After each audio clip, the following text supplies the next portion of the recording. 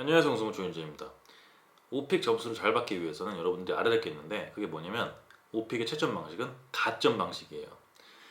토익이나 아니면 뭐 문제 푸는 수능 같은 경우에 대부분 다 감점 방식이죠. 문제가 있고 그걸 틀리면 점수를 깎아요.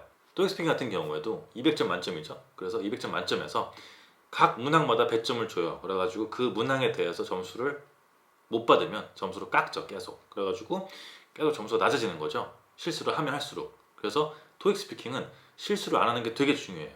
근데 오픽 같은 경우는 실수를 좀 해도 상관이 없어요. 왜냐하면 가점 방식이니까 0점에서 시작을 해요. 그래서 모두가 다 처음에 시험장을 들어갔을 때 0점에서 시작합니다. 그래서 0점에서 말을 하면 할수록 문제의 대답을 잘하면 잘할수록 그 다음에 영어를 잘할수록 점수가 계속 올라가는 형식이에요. 그래서 어떤 정도 능력을 보여줬으면 영어 말하기 능력을 보여줬으면 그 점수에 대해서는 인정을 해주고 그 나머지에 대해서 실수를 했다 그래서 점수를 크게 깎지를 않아요.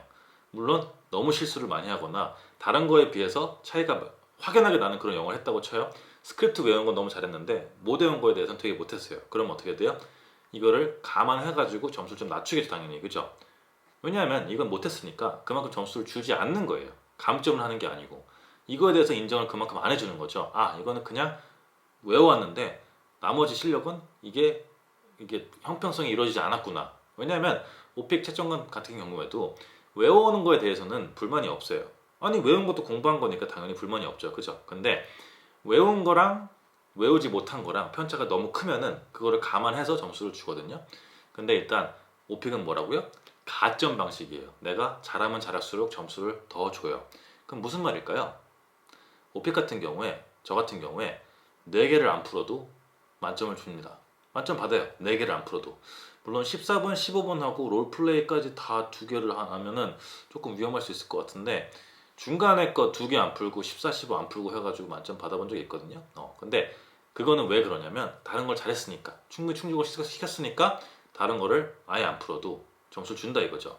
그리고 솔직히 말해서 아예 안 풀진 않았어요. 아예 안 푸는 건 말이 안 된다고 생각해서 약간 채점관을 모욕하는 게 아닌가, 이거는 너무 대놓고 테스트하는 게 아닌가 싶어가지고 한 두 문장을 하거나 그랬거든요. 14, 10번, 15번 같은 경우는 어려운 문제가 나오니까 뭐 경제 현상이라든지 막 그런 거에 대해서 물어보고 막 그러니까 그래서 I'm not really familiar with this issue. I don't know. I don't have anything to talk about. 뭐 이런 식으로 한 다음에 그냥 끝냈거든요. 그러니까 만점을 받더라고요. 근데 기본적으로 무슨 말이냐면 여러분들이 전략을 좀 잘 세워야 되는 게 뭐냐면 여러분들이 연습을 해서 좀 편하거나 잘 듣는 주제가 있잖아요. 그럼 그걸 막 파고 드세요. 그리고 너무 하기 싫고 어려운 주제 같은 경우는 적당히만 하시고요. 그 다음에 문제를 봤을 때 문제가 대부분 다 있으니까 문제를 봤을 때 이거는 이렇게까지 길게 내가 절대 못할 것 같고 공부하기도 싫고 그냥 이 정도만 압축해가지고 이거에 대해서 깔끔하게 설명하고 그냥 끝내면 되겠다 이런 거 있잖아요. 그럼 그렇게 하세요. 그래서 문제를 스킵하거나 그러려고 하지는 마시고요. 절대로 저는 문제를 스킵하는 거 되게 안 좋다고 생각하거든요. 문제 스킵하는 것도 따로 영상을 만들게요. 근데 문제 스킵하는 거를 뭐 되게 당연하게 생각하는 분들도 있고 막 그런데 절대 그렇지 않고요. 저는 문제를 스킵하기보다 그거에 대해서 깔끔하게 조금이라도 문제에 맞게 딱 얘기를 하면은 괜찮다고 생각을 해요. 점수 주거든요. 조금. 그러니까 여러분 포기하거나 그러지 마시고 잘할 수 있는 거는 확 잘해버리고 못하겠는 거는 조금만 그냥 해가지고 나 이거 잘 모르겠어 솔직하게 말을 해요. 좋은 영어로. 근데 그거를 말을 하고 할 수 있는 건 최대한 다 하는 거죠. 그러다 보면 점수가 무조건 높아질 수밖에 없어요.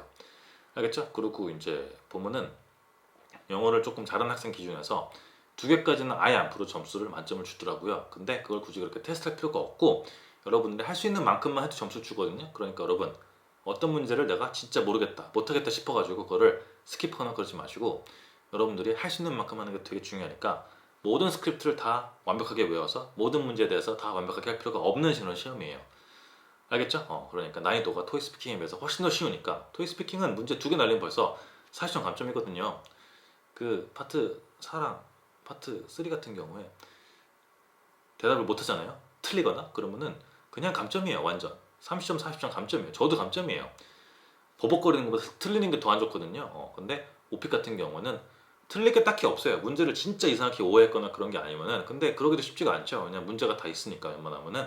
그래서 문제를 모르겠다 이러신 분들 같은 경우는 제 강의도 있고 그러니까 그런 거 보시면 되는데 어쨌거나 그런 형식입니다. 오픽이. 알겠죠? 그러니까 오픽 공부하실 때 어떤 이유에서 이렇게 공부하고 하는지를 알고 하면 좋으니까 설명해 드려봤고요. 모든 문제에 대해서 다 100% 잘해야지 AL이 나오는 게 아닙니다. 절대로. 알겠죠? 어려운 문제 4개 정도, 5개 정도를 좀 잘하잖아요. 그리고 다른 거를 못하지 않았으면 AL이 나올 수가 있어요. 충분히. 알겠죠? 그러니까 꿈의 점수가 아니니까 솔직히 저는 IH는 그냥 한다고 생각하거든요. 제 강의만 들어도 무조건 하고 아니면 조금 자기가 오픽에 대해서 정확하게 알고 있다면 IH는 그냥 한다고 생각하고 AL은 한 달의 기간 정도로 공부를 한다고 치면은 열심히 해서 제대로 공부를 했다면은 무조건 나온다고 생각하거든요. AL도. 근데 되게 어려워하시는 분들도 많고 되게 힘들어서 포기하시는 분들 많으니까 그러지 마시고 공부해서 점수 땄으면 좋겠어요. 알겠죠? 여기까지 하고요. 감사합니다. See ya!